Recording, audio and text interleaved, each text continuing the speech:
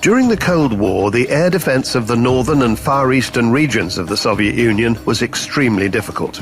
The severe climate made ground-based radars virtually impracticable. It wasn't even particularly easy to establish the necessary wide network of airfields. Hence the requirement for a long-range interceptor. During the 1960s and 70s, the Tupolev 128 was the only long-range interceptor in the Soviet Union. It was a 1950s design. Neither its equipment nor its armament met the new requirements, to say nothing of its speed and altitude capabilities. The MiG outperformed the Tupolev in many respects, but it was not a long-range interceptor. This was when new attack tactics were coming in. Aircraft would fly at very low level to get through the air defenses. Another problem to solve. Cruise missiles were yet another threat. Their low-level terrain following was a new capability at the time. Tracking and destroying these comparatively small flying weapons was extremely hard. So the new interceptor needed very long range, but most of all, it had to be a product of new ideology. The MiG-31 concept derived from the MiG-25 interceptor and all of its operational experience. We needed better range and better altitude than the MiG-25 offered. We especially needed an aircraft that was faster at low level. Also, we were looking for new radar and new missiles. The missiles had to be extra long range. It was common knowledge that the MiG-25 could track only one target at a time, one by one, as we say. The new interceptor had to have multiple target tracking.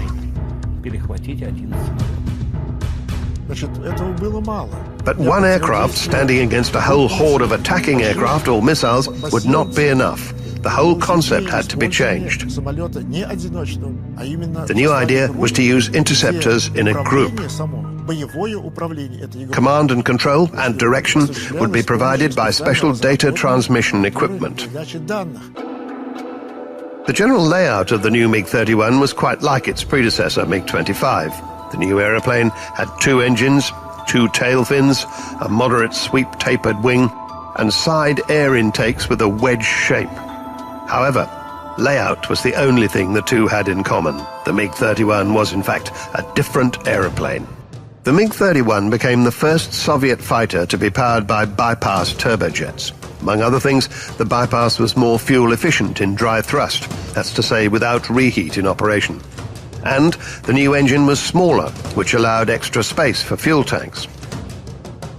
This new power plant was developed in the design bureau headed by Pavel Soloviev.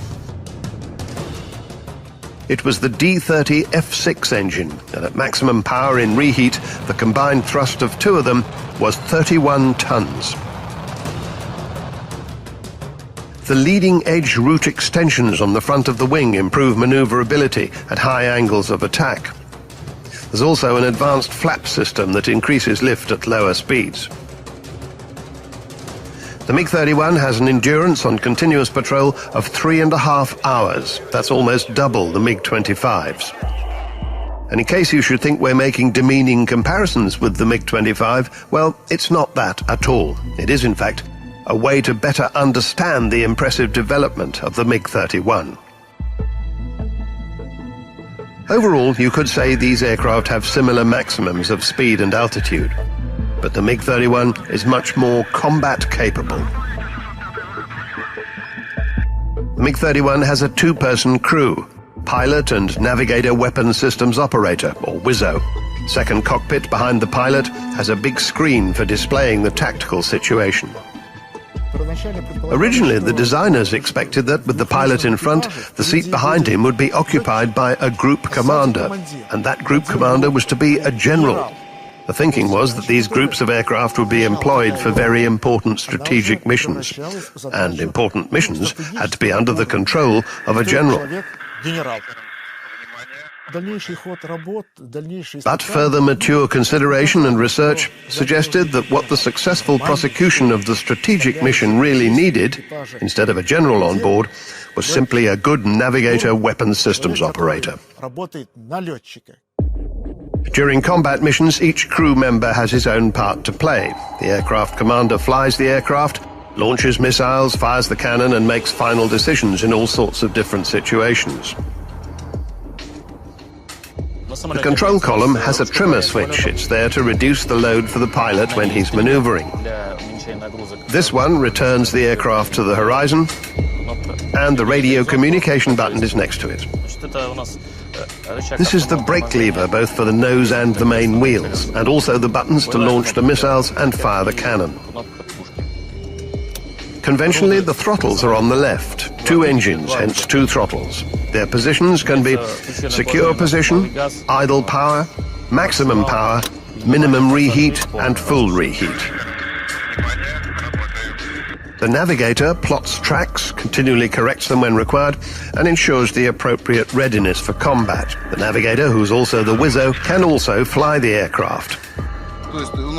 So there's a pair of throttles in the second cockpit too.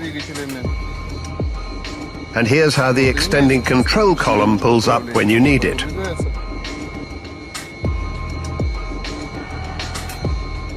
The weapons control system of the new fighter was called Zaslon, a barrier in Russian. The core of the system is the radar with a phased antenna array. This system was designed in the Tikhomirov Scientific Research Institute for Instrument Design. Earlier generations of radar had mechanical moving antennae. A phased antenna radar scans electronically without the head having to move. Electronic scanning provides a whole picture almost instantaneously. And not only that, but the phased array radar can provide coordinates for several targets at the same time. So the MiG-25 radar could only track 1 target. The MiG-31 radar can track 10 targets simultaneously. The associated computer helps identify which are the most dangerous. It can detect targets out to 200 kilometers. The Zaslon system was pivotal to the MiG-31's operation. It detected and tracked targets, and it authenticated the weapon's lock-on to targets. As crew commander and pilot, all I had to do was put the marker on the targets in the display, and then choose a maneuver, left, up, right, down, fly this way, that way, anything really. So basically, I just aligned the marks on the display and pushed the button. And that was that. The MiG-31 is the first interceptor capable of attacking several targets at once, including cruise missiles flying at low level. 4 missiles can be launched in one attack against 4 different targets. I was on a training sortie. I knew there were 4 airborne targets somewhere up ahead. Had to shoot at them. I'm just sitting there looking around, nothing much to do. I think to myself, well, there's that wizzo behind me. He's the guy who's supposed to find the targets. I'll just hang loose till then. So I say to him, how you doing, mate? How's the work going? He says, what work? I'm asleep. Asleep? You've got to be joking. So who's doing the work? He says, the Zaslon's doing it. It's in automatic. So I relax a bit. Soon the first target pops up on my display. I put the mark on it and launch a missile. A few seconds later, there's the second. Another missile. Bang! Both targets hit within seconds.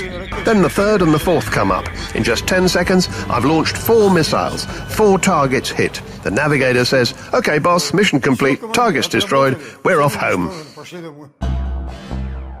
The MiG-31 became the first fighter in the world with such a phased array radar. It remained ahead for quite a while because Western fighters didn't catch up till nearly 2 decades later. This fighter can also do its stuff in standalone mode, that's to say without help from ground radars. The encrypted data transmission system on the aircraft is said to be jam-proof. It allows several fighters to transmit the air situation to each other and to ground facilities as well. A group of 4 aircraft can scan an airborne area up to 900 kilometers wide. The Zaslon system in the lead aircraft interacts with the systems in the other aircraft. When a target is detected, it's the lead aircraft commander who makes the final decision. With multiple targets, he assigns targets to particular aircraft, including, of course, himself. In other words, the leading aircraft is responsible for target distribution. The MiG-31 can also be the leading aircraft for different fighter types, often, for instance, with a group of Su-27s. It also has an infrared search and track IRST system with a detection range of 40 kilometers. The MiG-31 first prototype was built in summer 1975, and flight testing began in the autumn. 16th of September 1975, the MiG-31 interceptor made its maiden flight, carrying ID number 831. The test pilot for this momentous occasion was Alexander Fedotov.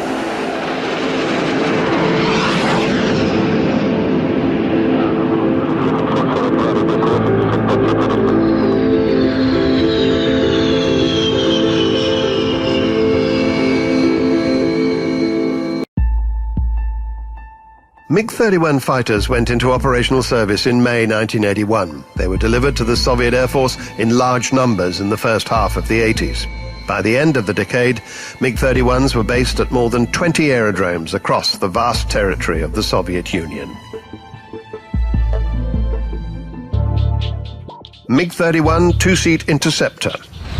Length 22.7 meters. Height 6.15 meters. Wingspan 13.46 meters. Maximum takeoff weight 46,200 kilograms. Maximum speed 3,000 kilometers per hour. Operating ceiling 20,600 meters. Range 3,000 kilometers. The MiG-31 is pretty big and heavy. With its takeoff weight of significantly more than 40 tons, it's more like a ship than a fighter.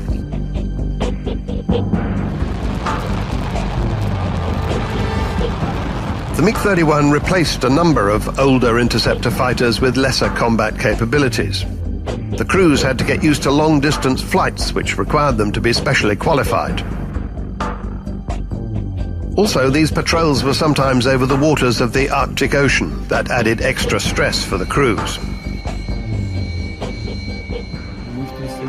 When you're flying the MiG-31, there's no time to relax. Constant vigilance is essential whenever you're on board, you know.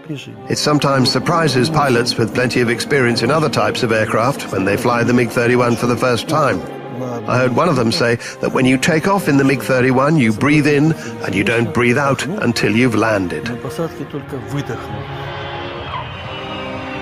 I came across it in 1992. I still remember my first flight. I'll never forget it. It engenders very strong emotions. Well, it's the aeroplane itself. It's a bit like a ship. Flying this aeroplane makes you very proud. It's a great feeling when you're in control of a fighter that weighs nearly 50 tons with all its armament. It's a splendid aeroplane. The MiG-31's weaponry includes 4 R-33 long-range missiles carried under the fuselage. The R-33 can hit high-speed targets up to 120 kilometers away. And those targets can be at heights of anything between 25 meters and 28,000 meters.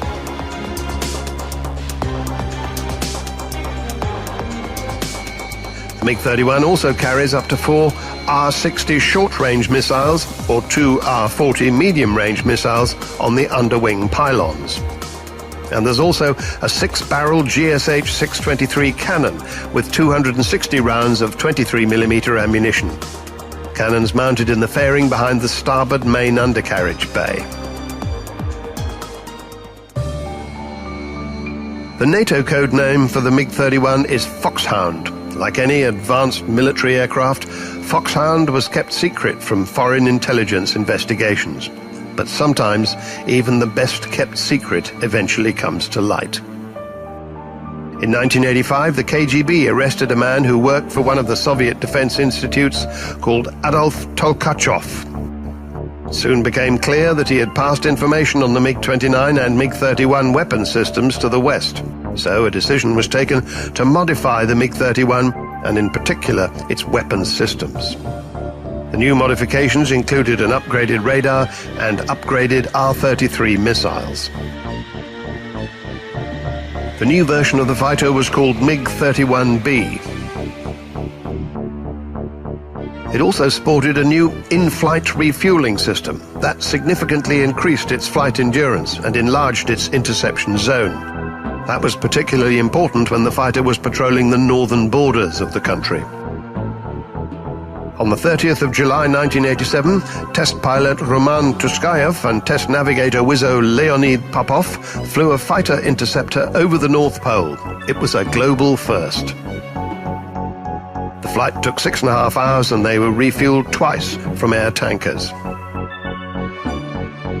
The MiG-25 had also been expected to get an air refueling system, but eventually the idea was turned down and they only ever got as far as flight tests.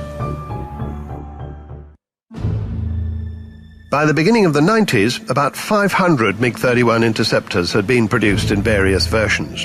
And a new aircraft, the MiG-31M, was about to go into production.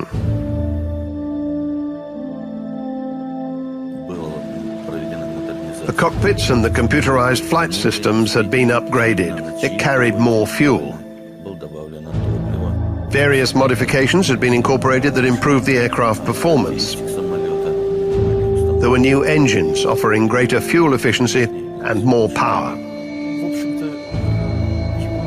In fact, you could hardly call the aeroplane a MiG-31 because it was actually better in nearly all respects than the MiG-31.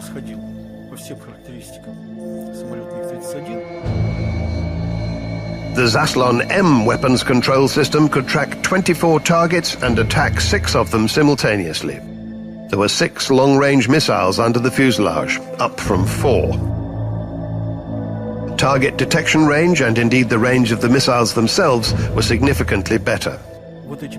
But actually, those very long-range missile launches never happened. We didn't do them from our aircraft, and neither did our, shall we say, putative enemies launch them from theirs. As was often the case at that time in the 1990s, a prospective development program was halted. The aeroplane didn't satisfy all the official tests.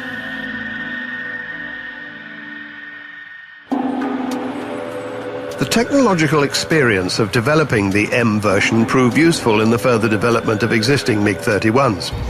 Of course, they weren't as capable overall as the full M version, but it was at least a step forward.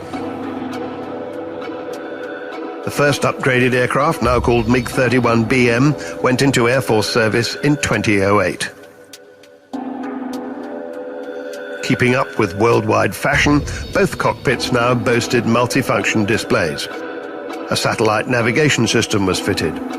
Number of weapons hard points under the wing was increased from 2 to 4.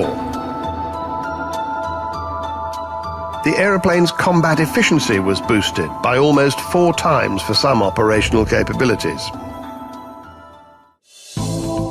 This is Savasleika Air Base. It's in the Nizhny Novgorod region where most of the MiG-31 interceptors are stationed.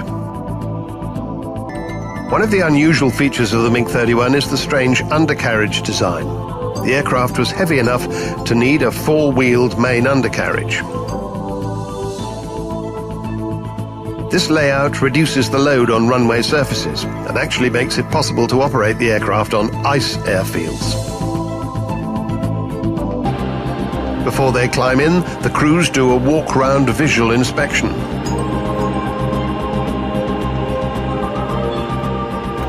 Once the engines are started, they check the aircraft systems with the technician in constant communication with the crew.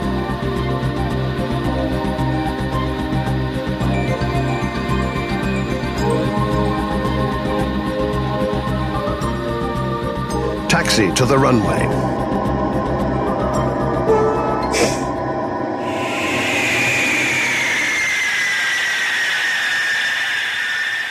They usually take off in full reheat.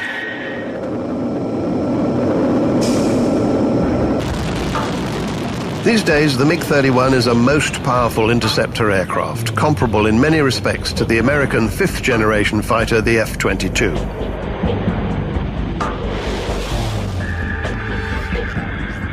Today, the Americans recognize that if there is one aircraft to compare with the F-22, it is the MiG-31. First of all, it's got a more powerful radar.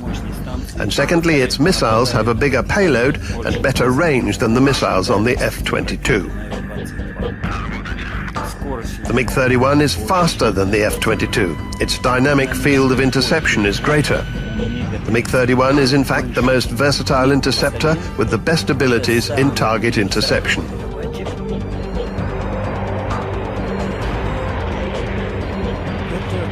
This is an extremely powerful weapons system. Also, MiG-31 interceptors work well in a group, sharing all their data with each other. A MiG-31 group provides the perfect area defense. I'd like this aircraft to keep soldiering on, to keep being updated. But a lot of people complain that it's very expensive. The fuel price is high, the price of the airplane itself is high. Today, everything's money. But you have to realize, if you want a good thing, you have to pay good money. Because this airplane fulfills the missions that other aircraft can't manage. Pay the proper attention to it, and then the MiG-31 will live long.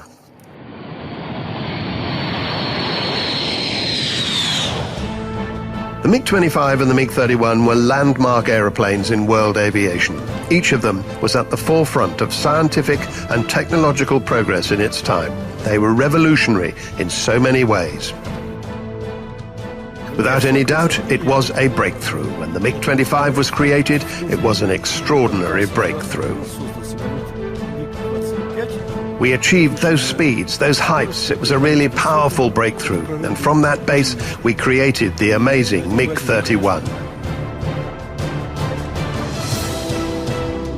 Speed and everything else were kept the same, but we definitely improved the combat capabilities. This is an aircraft of the highest performance. All of this MiG-25 and MiG-31 family of aeroplanes have very high potential. It's a good, long-term platform for fulfilling different tasks. All of these new features of the MiG-31 have such great potential that it is too early to predict where it'll all end. The potential is nowhere near exhausted yet.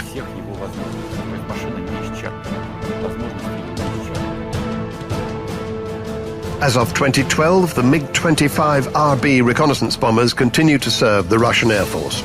The MiG-25 interceptors have been superseded by the more advanced MiG-31, and the potential of that aeroplane is huge. There is no doubt that this interceptor will be successfully protecting Russian air borders for many years to come.